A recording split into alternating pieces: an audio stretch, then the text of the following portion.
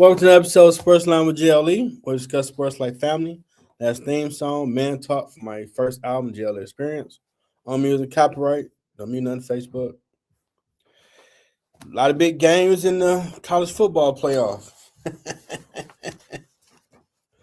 And two of them lost. That's the SEC. My co-host, who's retired, she might probably head in here and there, Marte. No, she hit me up last night, and I forgot that Georgia was in it. Because, the pain and the text. I'm like, oh, my condolences. Mom called, she's from Alabama. And, for a while, I forgot about my disdain for them because everybody's somewhat getting a fair shot now. I mean, to me, they need to just say the top 25, y'all all play each other. That way, everybody got a shot for the title. Maybe at some point they work to that, but doing 12 teams, it looks like it's working. But here's how the scores. This had me laughing. Indiana, number 1, beat Alabama, number 9, 38-3. Number 6, Ole Miss beat number 3, Georgia, 39-34. Last minute play, shocked them. Number 5, Oregon beat Texas Tech, number 4, 23-0. Now that one just really got to start discussing who should be in here because they didn't get a point. And then Miami with the U coming back beat the defending champ, Ohio State, number 2, Miami, number 10, 24-14. And have y'all been watching Michael Irvin, his antics on the sidelines with that? He put the jersey of the opponent on some wood or something and take the belt out, say belt the asses. Dude took it off. This dude got his six-pack out. He can suit up and get back to playing. So if you're a U fan, you love him beating everybody they play. But they balling. Got to give it to them. So now we're left with number 5, Oregon takes on number 1, Indiana. And number 6, Ole Miss takes on number 10, Miami, the U. I can't remember what I said last week. I know I said Indiana will make the championship. I thought I said Georgia, Miami, so I'm saying Miami. But he could switch, but I got Miami and Indiana for the title. See what happened. Now, we got 2 big games coming up this weekend for the NFC and the AFC to decide the last division winners and playoff spot for the 4th seeds. AFC, you got Steelers versus Ravens. And NFC, you got the Panthers versus the Buccaneers. Now, Buccaneers, people saying, oh, they looking sweet. They're going to do something. And I don't know if people figure out Baker Mayfield. They just seem to just go down. I mean, it's like they just giving away the chance to win because Panthers really wasn't in it, but because they keep losing, now they got a last game, win and go home. So we'll see what they do. Now, an interesting one was the Steelers and Ravens because it was said that Myles Garrett had the chance to break the sack record. He still could probably do it this coming weekend, but the Steelers didn't want him to break it on them, and it seemed like they was focused on him instead of just trying to win the game, which is, who cares if you get the sack record? Y'all win the game, y'all in the playoffs. And because y'all did that, you opened the door to the Ravens, who quarterback was hurt from back injury, and people been questioning if he's hurt. They put the backup in. And while I watched that game last weekend, I must say, if you want to get rid of Lamar Jackson from the Ravens, that's a good deal. It looked like Ravens football. Derrick Henry was doing what he was brought there to do. 36 carries, 4 touchdowns, 216 yards. The defense played like Ravens defense. Quarterback, he did the play action, got some yards when needed, got down. So it really got me thinking, when you have Lamar out here, he's an MVP 2 times over. He's a Michael Vick 2.0 type player, but do they focus too much on him with the offense instead of you need to get the ball to Derrick Henry and stop running? Because it don't look like Ravens football when he's out there. And y'all, he's been there a few years. He's always hurt. He don't finish seasons. He's not playing in OTAs. And by him being an MVP, that will help their defense be on the Super Bowl level, competing against him in training camp. But when I watched that game and Packers was trying to win with their backup because Jordan Love had a concussion, I'm like, this is what I'm used to looking at the Ravens look like. So if it's been talks about, well, he ain't re-signed, what should they do? That tape is if I'm the owner, I gotta say, well, hell, we've been one-dimensional with him and not getting nothing out of it. We had a backup out here, and we saw Ravens football. We ran the ball. The offensive line was doing the run protection. The defense was smashing them with the 4-man front. Wasn't no having to blitz or nothing. They were looking like the Ravens. I ain't seen like that all season, except game 1. Then they lost to Buffalo in the fourth quarter. So I think that's going to bring more conversation. I do know on ESPN, Swagoo was saying he ain't going to take no Lamar Jackson slander, and I get that because Lamar is a hell of a talent. But Ravens football is running the ball, defense. They look one-dimensional, just trying to run the pass, the offense, whatever you call that, with him out there, and you ain't doing nothing. And that one game looked like, oh, if they keep running with that, hell, they might win a game or two in the playoffs the way they look. It's wide open. Kansas City ain't there. The boogeyman gone. The what's, as wrestlers say, was best for business person they pick ain't there. The new Tom Brady and the Patriots. Ain't gonna be no cheating. There's no favorite. Everybody got a shot. I would keep him out there if Lamar got back healthy. Like, we look better with Derrick Henry's running that thing. I've been watching all season, and when Marte was here, are you hating on Lamar? But why you got 5 to 10 carries? You got Derrick Henry out here, who's in the top 5 for rushing yards ever. And I just learned they call him King Henry. I didn't know that was a nickname for him. He's still pushing people out the way. If you just be a quarterback and let that man get the ball, you ain't gonna be getting hurt. You ain't put on that stress on your body. You got 2 MVPs to go get a championship now. Cause that's what they look at him like. Okay, you sweet, but come playoffs, you play like trash. Make it easy for yourself. That's what I would do. You know, I ain't playing, so I'm pretty sure like what you know, but footage don't lie. With that backup, they look like Ravens football. If I saw it, I know people in the organization had to see it and be like, we're going to pay this dude another 100 plus 20 million, and he don't play a full season. He ain't playing like the greatest quarterback ever, Joe Montana, the Dark Knight in the playoffs. Or we do Raven style and see what we got. And now I'm like, well, do you fire the coach? Because that was a talking point. Maybe John Harbaugh ain't the voice they need to hear no more. But what I saw looked like Ravens football. So that's going to be interesting to see what they do. Now, other news, you had New England Patriots receiver. And it's interesting, Stephon Diggs.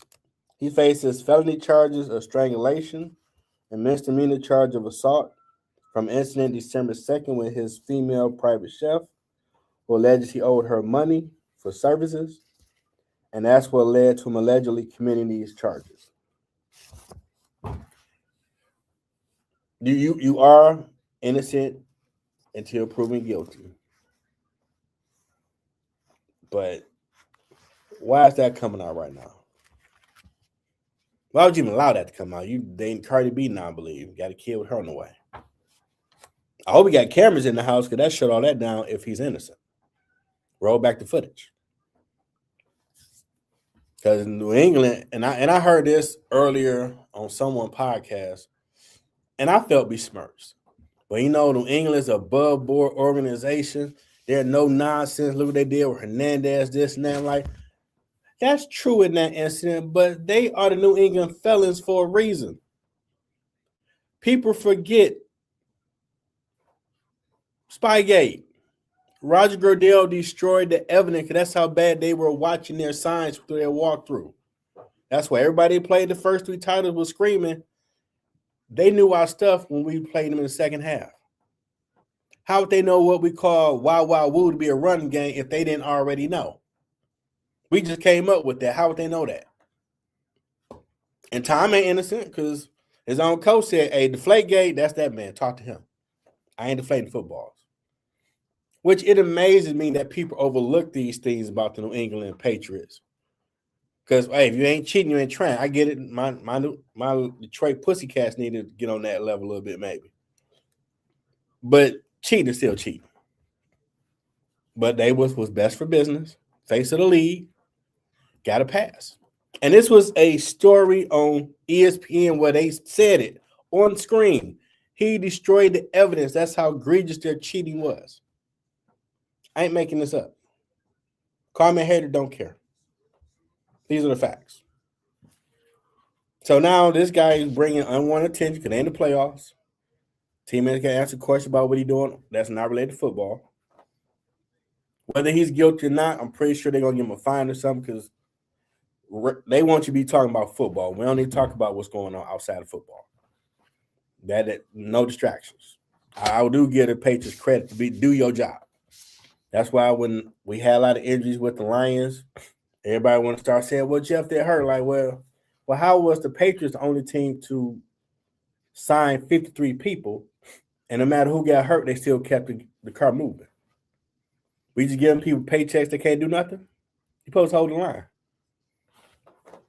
Do your job. You're in the same rooms with other people for the offense, defense, special teams. So if the starter go down, why you can't plug the hole? Then that brings me to Coach Dan Campbell. I guess they have their meetings before the game. They talking about how the season been going.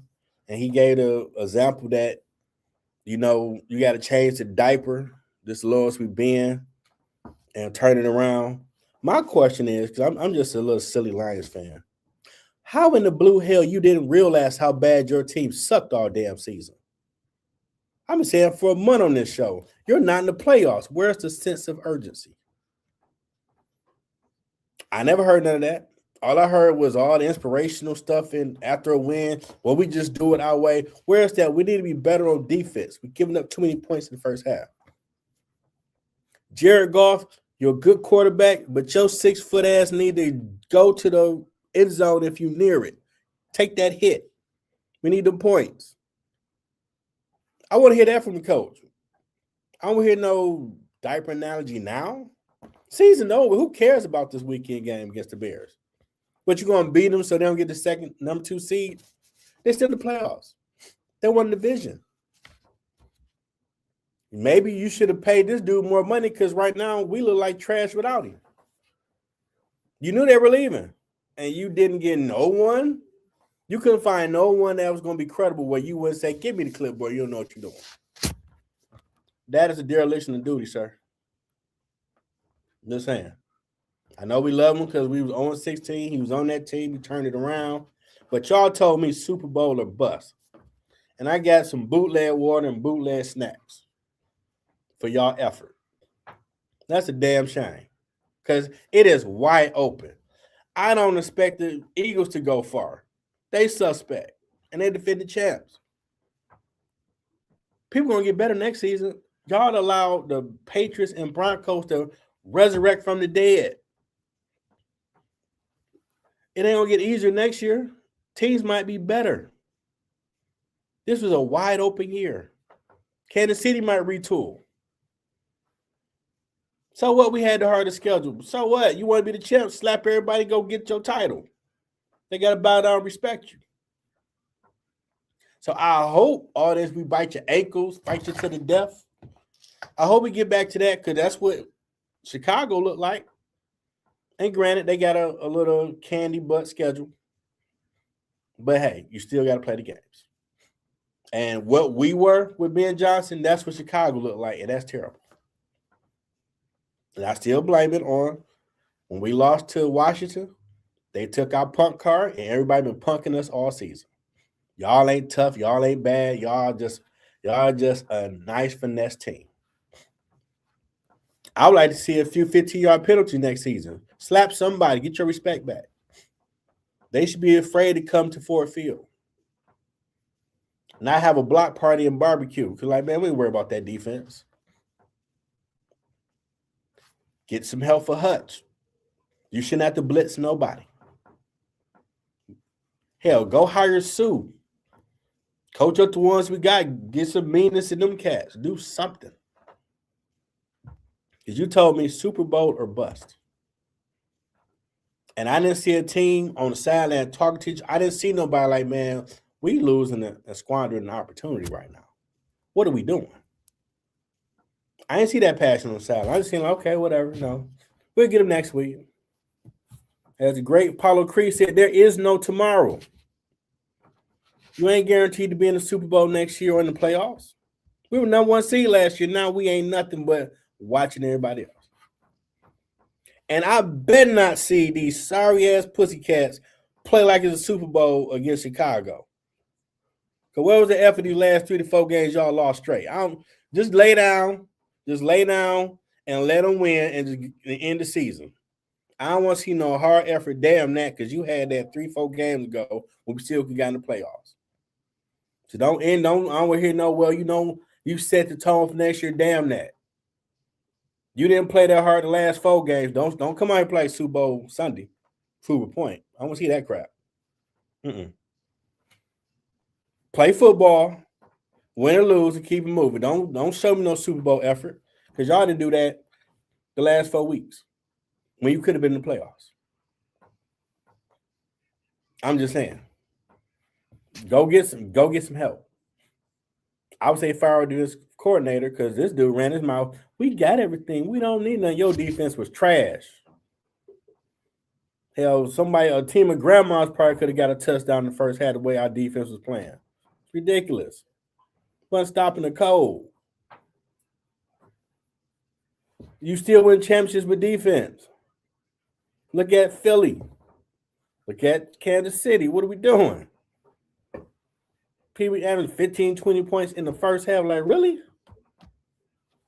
That's not championship football.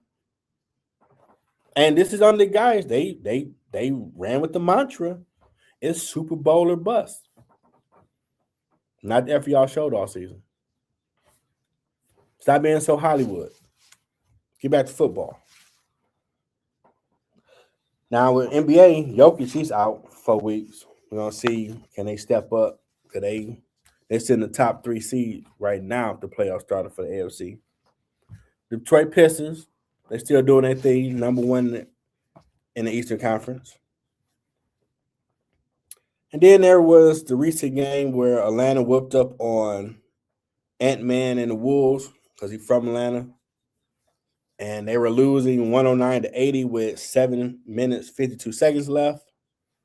And the coach, I guess, figured, well, we ain't going to do nothing. So, time out, pull the starters. He got mad. Arguing with the coach, threw a towel and walked off. Left the bench. I know you're going to say he young. You're professional. If you wanted to show out for your family so bad, you should have scored 50 in the first half. Was a fan talking that much trash that, man, you getting whipped by 20, game over. Now, I've seen people come back in the fourth quarter with them much time left, but your team didn't have it. And a reason to get mad at the coach for saying, well, I don't know if they're working on like they used to. These dudes get hurt so much now. You just say, all right, we ain't got it tonight. Call it, y'all bring it in. That's fair. Man, if y'all sucking like that, almost beaten by 20, I get it. What's the problem? And now you bring in more unnecessary attention to yourself. I mean, they say they have people to help them with the fame and all this because you become a star in the NBA. I hope his handlers help him, because that's not a good look. They want to make you one of the faces of the NBA. You got to be able to take them butt whoopings. No matter you was at home. It look like you showing up your coach and you don't want to be there through the bad times. That ain't good for business. But Young, he's been turning that around. See how far they go in the playoffs this year. As I'm watching the first half of Wake Forest and Mississippi game, which seems to be the most competitive game of all these college playoff games. Wake Forest at 15, a minute 24 left in the second to Mississippi State 9. And that is crazy. That's the most competitive game. The other games really weren't competitive besides Ole Miss and Georgia. But we're gonna see how this play out. Who all made the playoffs? Unfortunately, on Black Friday, with coaches get fired, we'll come back and see who's gonna wind up playing for the title. Give NFL predictions for next week. Hope you enjoy it. Happy New Year. Been safe. It's been cold in Michigan, but it's January. Expect it. So do your thing. We'll be back next week. Till next time, everybody. Thanks for tuning in to the Sports Line with JLE and Marte. Hope you enjoyed the show. If you want to check out my content, go to Amazon.com. Check out my books or my music. Or subscribe to my YouTube channel, Middle Ground with JLE. Merchandise coming soon. Share with everybody. See you next time.